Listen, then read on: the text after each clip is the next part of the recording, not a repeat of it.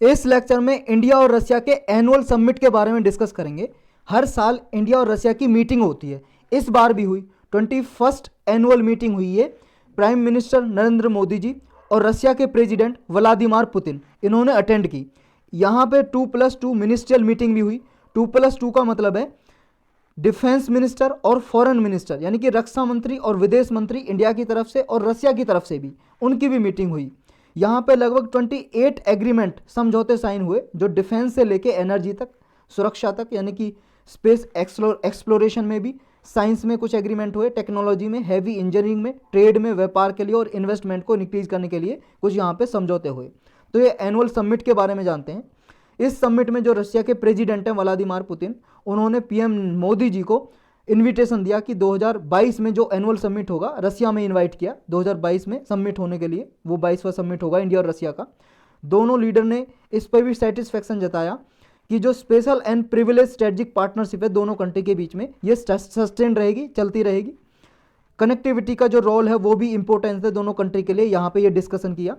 एक international north south transport corridor है, जिसमें ये वर्ल्ड में नॉर्थ और साउथ, यानी कि नॉर्थ मतलब डेवलप्ड कंट्री और साउथ मतलब डेवलपिंग कंट्री, विकसित देश और विकासशील देश का ये कनेक्ट किया जाता है इसके जरिए। यूरोप के कुछ यहाँ पे ये सेंट्रल एशिया की कंट्रीज में कनेक्टिविटी बढ़ाने के लिए नॉर्थ साउथ कॉरिडोर है ये।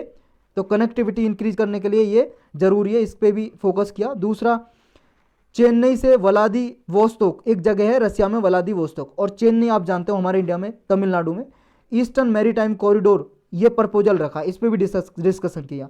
यानी कि रशिया में ये, रशिया से लेके ये चेन्नई तक ये कॉरिडोर बनाने के लिए, यानी कि यहाँ से व्यापार हो, एक दूसरी कंट्री के बीच में ट्रेड बढ़े, इंटर रीजनल कोऑपरेशन बढ़े, जो रशिया का फार ईस्ट जो प्लेस है उसको इंडिया के स्टेट से कनेक्ट किया जाए, कनेक्टिविटी बढ़ाए।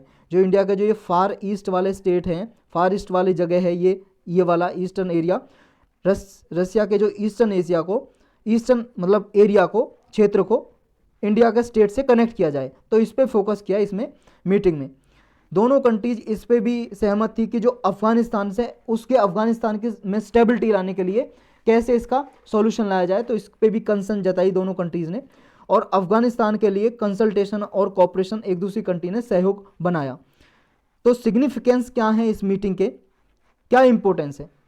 देखो 1971 में इंडिया और रशिया की एक ट्रीटी हुई थी, फ्रेंडशिप ट्रीटी या ट्रीटी ऑफ पीस या friendship cooperation, treaty of peace, friendship and cooperation, शांति और दोस्ती और सहयोग की एक संधि।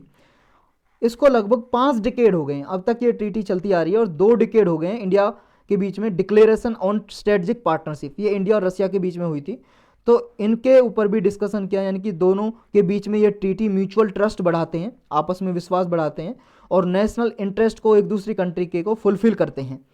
वेरियस इंटरनेशनल और रीजनल इशू हैं, उन पे भी देखो दोनों कंट्रीज़ की लगभग सिमिलर पोजीशन है। जो 2+2 डायलॉग हुआ, इसमें फॉरेन और डिफेंस मिनिस्टर एक दूसरे कंट्री के आए, मीटिंग की, उसमें बायोलैटरल रिलेशनशिप को इंक्रीज करता है ये। यानी कि डिफेंस, सिक्योरिटी और इंटेलिजेंस एरिया में एक दूसरी कंट्री के बीच में कॉपरेशन इंटीग्रेशन बढ़ाता है, कॉपरेशन बढ़ाता है। इसमें देखो रशिया जो है हमारे लिए, इंडिया के लिए क्यों इंपॉर्टेंट है, क्यों हम इतना इंपॉर्टेंस रखते हैं कि रशिया के साथ इतना एग्रीमेंट करते हैं, क्या इंपॉर्टेंस है रशिया की? पहला तो ये देखो, रशिया से हम सबसे ज़्यादा लगभग ये इक्विपमेंट मंगाते हैं डिफेंस के लिए। डिफेंस के लिए हथियार, वीपन्स, यानी कि गोला बारूद, हेलीकॉप्टर वगैरह, लड़ाकू विमान, मिसाइल्स वगैरह, ये 70% के लगभग, जितना भी हम मतलब टोटल इंपोर्ट करते हैं डिफेंस इक्विपमेंट, उसका 70% हम रशिया से मंगाते हैं। तो रशिया हमारा डोमिनेटिंग पार्टनर है अभी भी डिफेंस में, और रशिया ही केवल इकलौता ऐसा पार्टनर है, हमारा ओनली पार्टनर है जो इंडिया को क्रिटिकल टेक्नोलॉजी देने के लिए इच्छुक है। मतलब नई नई जो टेक्नोलॉजी आती हैं वो देने के लिए इच्छुक है। जैसे हम रशिया से अगर कोई इक्विपमेंट मंगाते हैं तो मतलब वो टेक्नोलॉजी देने के लिए तैयार है रशिया। अगर हम यूएसए से मंगाते हैं तो यूएसए हमें जो पुरानी टेक्नोलॉजी है उसको ट्रांसफ़र करता है, नई ट्रांसफ़र नहीं करता है। तो ये रशिया हमारे लिए इंपॉर्टेंट है, इसलिए भी क्रिटिकल टेक्नोलॉजी देता है। जैसे न्यूक्लियर सबमरीन के लिए जो नाव के पनडुब्बी हैं, पनडुब्बी जो होती है पानी में, समुद्र में घुस के जो रिसर्च वगैरह करते हैं, जाते हैं क्रू मेंबर वगैरह, तो ये न्यूक्लियर सबमरीन देने की भी बात बोल रहा है रशिया।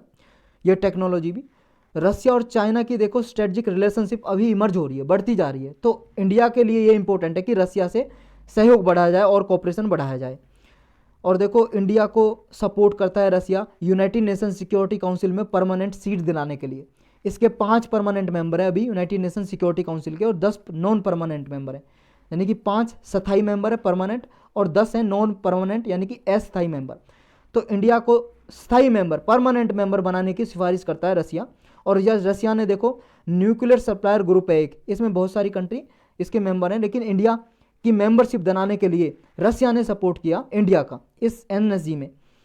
दोनों का म्यूचुअल बेनिफिट होता है देखो दोनों की एग्रीमेंट से, यानी कि दोनों कंट्री को सहायता होता है, क्योंकि दोनों कंट्री सपोर्ट करती हैं टेररिज्म से लड़ने के लिए, आतंकवाद को रोकने के लिए।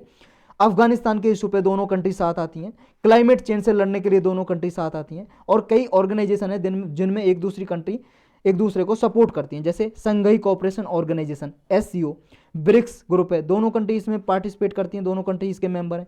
G20 के दोनों कंट्री मेंबर हैं, दोनों कंट्री सहयोग करती हैं। और आसियान है, दोनों कंट्री इसके ऑब्जर्वर मेंबर है, इस कंट्री के फुल मेंबर नहीं आसियान के, मतलब इस आसियान के जो ग्रुप है इसके फुल मेंबर नहीं है, लेकिन दोनों कंट्री इस आसियान की मीटिंग में बुलाए जाते हैं। आसियान के द्वारा, जो आसियान इसके 10 मेंबर हैं, इसके 10 कंट्री देश इसके मेंबर हैं, तो इस इंडिया और रसिया को यहाँ पे मीटिंग में बुलाया जाता है, तो ये पार्टिसिपेट करती हैं इसमें भी। तो यही था इसमें बस